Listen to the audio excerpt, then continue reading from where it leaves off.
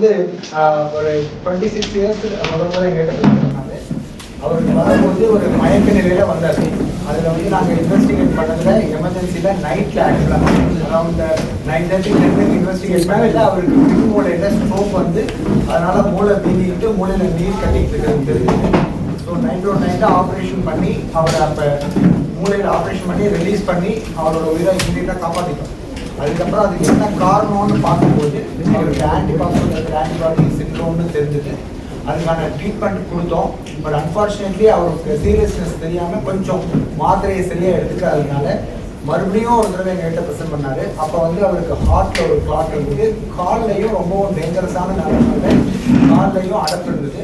அதுக்காக மறுபடியும் இன்னொரு சர்ஜரி காலில் பண்ணி அந்த காலில் இருக்க அடப்பை நீக்க வேண்டியதாக இருந்தது. அந்த 2வது தடவை ப்ரெசென்ட் பண்ணும்போது கூடவே இன்னொரு ஸ்ட்ரோக் வந்துருக்குது. ஆனால் அப்போ அதுக்கு ஆப்ரேஷன் பண்ணுறவங்களுக்கு தேவைப்படலை. இருந்து அவருக்கு ரெக்கவரி ஆகிட்டு வந்துட்டு இருக்காரு. இப்போ மெடிசன்ஸ் கரெக்டாக சாப்பிட்டு இருக்காரு. And now he is undergoing rehabilitation program. அந்த ரீஹாபிலிட்டேஷனில் அவருக்கு முன்னாடி வந்தபோது இருந்த கண்டிஷனை விட இப்போ நல்லா இம்ப்ரூவ் ஆகிட்டு வந்துட்டு இருக்காரு. இப்போ அவரால் பேச முடியுது. வித் மினிமல் சப்போர்ட் அவரால் மொபிலைஸ் பண்ண முடியுது.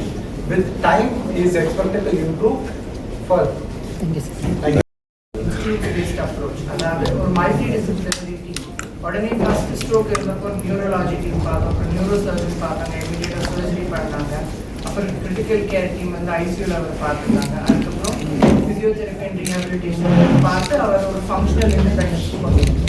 அதுக்கப்புறம் செகண்ட் சர்ஜரி இதாகும்போது அவருக்கு வந்து 3 இடத்துல நியூராலஜி டீம் பார்த்தோம், நியூரோ சர்ஜரி பார்த்தோம், வாஸ்குலர் சர்ஜன் டாக்டர் சாய்ராம் பார்த்தாரு, கார்டியாக் டீமும் பார்த்தாங்க. ஹார்ட்ல அந்த சேம்பர்ல இருக்கிற and the anti-phospholipid antibody system treatment, vascular surgeon, rheumatology and cardiology and neurology are same multidisciplinary team approach.